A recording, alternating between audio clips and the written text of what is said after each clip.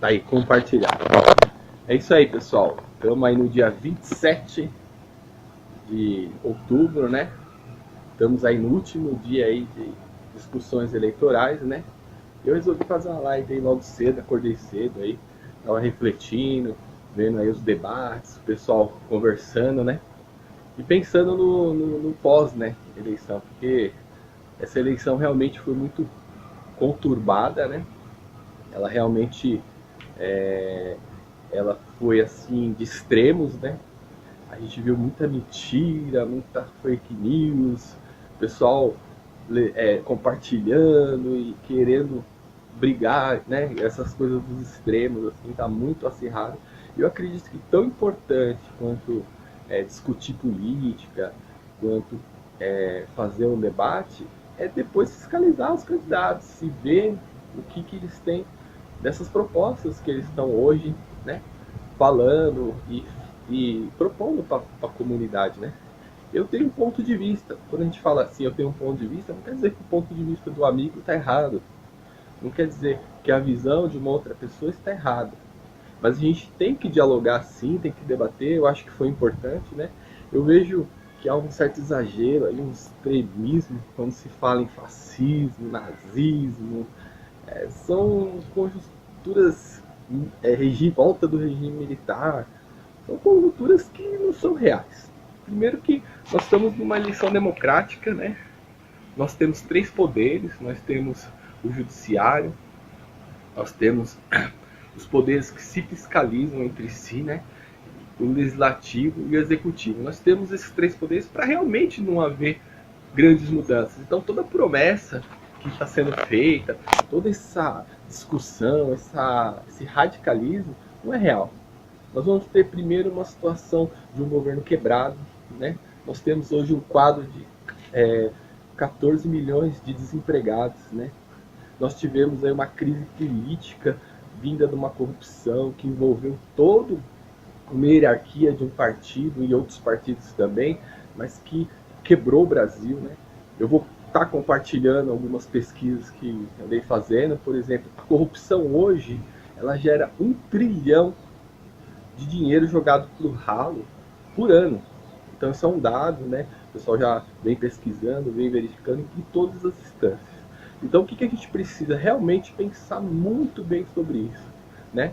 A gente vê aí agora, de última hora, vindo um gás a R$ 49, né? Vai ser subsidiado em quase 50%. Nós vemos aí promessas de 20% de aumento, como se fosse algo assim que está sobrando dinheiro, né? E a mesma situação de quem está prometendo é o mesmo partido que pôs o país nessa situação. Então a gente tem aí um rombo bilionário realmente de corrupção, de falcatruas, de toma lá da cá, né? Então o pessoal vai assim, tipo, na barriga, né? Ai, o gás vai diminuir, ai, o salário do Bolsa Família vai aumentar. Mas e aí? E o emprego? A cada família, dificilmente tem mais de uma pessoa que está empregada. Hoje o desemprego pegou geral. E se a gente não remontar essa situação, não reestruturar esse país, a gente não vai ter volta de geração de emprego. Eu ouço todos os discursos com educação, com respeito. Eu vi o candidato da Roda Viva, e ele falou lá que foi questionado das 50 estatais, né, que existem no governo. Existe uma estatal que é do trem-bala. São 200 cargos na estatal do trem-bala. Ele falou que vai manter todas as estatais. Quanto que vai de dinheiro ali no ralo? Em muitos casos, existe alguma outra que tem uma função importante, mas a gente percebe que, tipo assim, o que ele vai fazer quando ele for presidente? Ele vai soltar o Lula? Vai trazer o Lula para o ministério? Vai pôr a Dilma de novo? Como que vai ser isso? A gente fica abestalhado. E aí tem outras pesquisas também que eu vou estar colocando os links, que assim, infelizmente, é uma opinião particular, né? Tem gente que tem opinião diferente. Infelizmente, a questão da educação, da qualidade de educação, ela está sendo assim, quanto menos educação você tiver, quanto menos conhecimento você tiver, mais você fica alienado para acreditar nesses posts de gás mais barato, que não sabe de onde vai sair esse dinheiro. A Dilma, ela prometeu que a luz ia baixar quando ela foi candidata, foi eleita e depois sofreu impeachment. A luz aumentou, não cumpriu. Então, assim, a gente tem algumas questões fantasiosas que é complicado. Isso tem que realmente ser fiscalizado, né? Então, se a gente não acabar com essa situação que se chama corrupção, se a gente não diminuir essa situação, não fiscalizar, e o povo for tão guerreiro quanto está indo para a rua, tão guerreiro quanto está nos protestos, essa situação toda, a gente não vai mudar o país. Então, muito mais importante só do que agora, do que olhar as promessas, é pensar no depois, né? Nós vivemos um regime militar há 33 anos, não há interesse nenhum em voltar a esse regime. Nós temos um candidato que é um candidato ex-militar, que tem uma postura um pouco mais enérgica, né? Tem falado algumas coisas que não é tão interessante.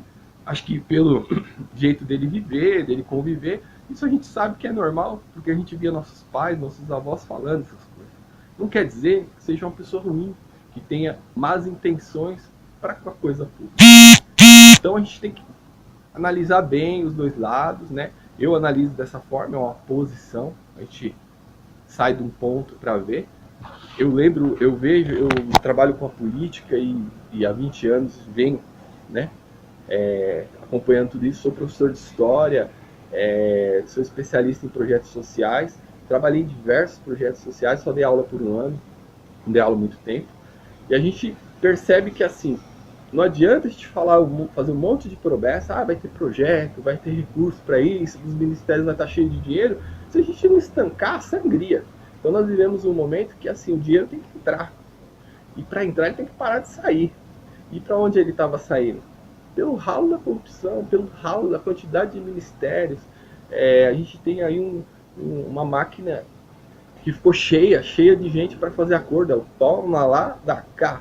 Quer dizer, você recebe um ministério de porteira fechada para poder fazer o que quiser. Então a gente pega essa leitura e fala, qual que é a solução disso? Estancar a corrupção. Não é de uma vez, não é... existe lei, todo o projeto para ser aprovado passa pelo Senado, pela Câmara dos Deputados, pelo Senado. Tem projetos que para mudar a Constituição é metade mais um terço. Então, quando a gente fala, vai voltar a regimentar, isso não existe. Isso aí é uma questão que estão vendendo o terrorismo. Então, eu fico indignado com essa situação de a gente ver essa venda de terrorismo, tanto de um lado quanto do outro. Existe um certo exagero, mas, gente, isso não existe. Existe uma situação de um Estado democrático, né? Para você ter ideia como isso não existe, mesmo na Venezuela, lá o Maduro, ele acabou com a Venezuela, mas ele foi eleito. E teve que ser pelo voto popular. Os organismos internacionais vieram fiscalizar. Ali realmente é uma ditadura. Ali é um fascismo. Mas assim, teve que ter eleição, porque senão os outros países vão para cima. Então ele fez uma eleição e ele foi eleito. E depois de ser eleito, essa visão de esquerda, de socialismo e tal, ele quebrou o país na Venezuela. E a gente está vivendo o que está vivendo. Mas mesmo assim você vê que não existe golpe. Existe uma manipulação lá por parte dele, mas ele foi eleito democraticamente, o povo votou nele, com mais de 60%. Então, assim, ele foi eleito e o país entrou no que entrou. Então, assim, acredito que a gente tem muitos pontos aí para estar analisando, né? Não acredite nessas fake news, essa coisa radical, esses extremos. A gente é gente normal, a gente continua vivendo do mesmo jeito. O governo vai ter as mesmas regras, vão ter as mesmas estruturas, os municípios vão ter os mesmos projetos. A diferença é que, se a gente começar a combater a corrupção a nível federal e diminuir esse gasto e deixar entrar mais dinheiro do que sai, vai ter mais dinheiro para município, vai ter mais dinheiro para estado e os projetos vão continuar. Então sua vida, se o militar entrar lá, não vai mudar nada. Ninguém vai parar você na rua e te dar blitz, a polícia vai ser a mesma. O que vai ter é uma mudança de postura, de como as coisas vão estar sendo geridas. Na questão da educação mesmo, a gente tem muito problema de aluno hoje que bate no professor, um aluno que não tem respeito. Quer dizer, nós perdemos o fio da mão dessas questões. E nos Estados Unidos, por exemplo, se um aluno de 12 anos bater no professor, ele sai algemado. Não é isso que a gente quer que aconteça, a gente quer que a educação melhore, a gente quer que as coisas mudem, mas lá a coisa é séria e eu não vejo assim uma punição tão grande ou uma situação enérgica quando um aluno bate num professor ou faz algo assim, ele não tem punição, ele vira pra cara da gente e fala, meu, eu tenho direito tal, tenho direito tal, tal, mas e as obrigações dele? Ele se esquece, né? Então a gente realmente precisa resgatar um pouco essa coisa do respeito, né? Essa situação de ter autoridade, né? E pensar nisso adiante. Essa é a minha posição particular, a minha visão dos problemas que eu vejo, da vivência que eu tenho dentro da política, dentro dos projetos que eu atuo. Se sobrar dinheiro, tem dinheiro para os projetos. O município, o estado, não vai ter grandes mudanças. Mas vão estar lá com as secretarias iguais, a situação igual. O que a gente precisa é que realmente se estanque a corrupção e esses projetos vão à frente. Hoje esse vídeo aqui é para quê? Para dizer assim, foi eleito? Não sei qual vai ser eleito, nós estamos no último dia, hoje é dia 27, né? Eu acabo de fazer 40 anos ontem, né? Então eu já não posso mais defender tantos jovens, estou mais para lá do que para cá. A gente precisa o quê? Ficar em cima, fiscalizar mesmo. E eu falei, meu, eu tenho um canal lá no Face, eu gosto de falar das coisas. Eu acredito que eu te convido aí para estar visitando o meu canal. E vamos estar fiscalizando também, não só. Então, como o Luciano Huck colocou lá, eu vou dar um voto de ouro para ter mudança. E depois desse voto, eu vou estar em cima, eu vou estar olhando. Então, assim, nós sofremos tanta corrupção, tanta situação com o nosso país, e a gente precisa de uma mudança sim, é a minha opinião, tem pessoas que têm outra opinião, eu respeito, né? Eu mexo com arte, mexo com música, e isso não tem nada a ver com a questão de você ter uma posição X ou Y. Eu acredito que, eu mexo com arte, então eu tenho que defender meu lado e tal, e eu acho que isso vai ser diferente, vai ser ruim, mas, meu, a gente precisa ter dinheiro, a gente precisa ter dinheiro em crânio, não adianta o dinheiro não entrar e você ter 50 estatais que é para enfiar um monte de gente corrupta lá dentro, sabe? Então é uma situação complicada, você ter um monte de ministério inchado, você trazer um cara que está condenado para dentro do ministério, esse não é o caminho. A máquina precisa ser enxugada um pouco, não dá para ampliar mais.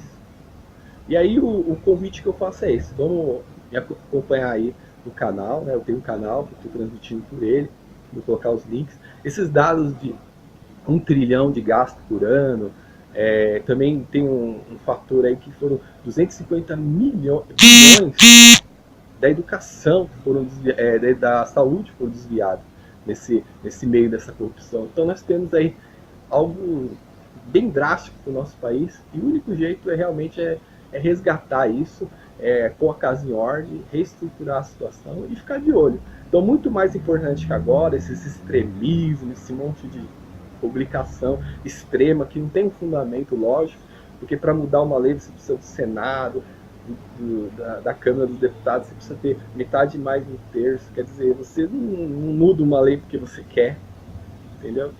Você não faz essas coisas porque você quer, você tem que ter todo o aparato do seu lado e tem toda uma discussão. Então a gente precisa realmente entender que há muita mentira, não caiam na mentira, pesquisem, vejam em mais de uma fonte, porque é complicado, né? Nós estamos vivendo esse momento de extremo, amanhã é o último dia, o pessoal vai decidir, depois o mundo volta ao normal, mas não foi legal, esses extremos, esse negócio de rede com mentiras não foi legal.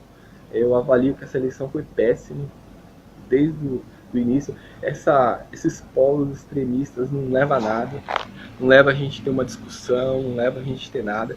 Esse terror todo tocado por mentiras também não leva a nada. Então realmente vamos resgatar a dignidade do nosso país, começando por nós mesmos.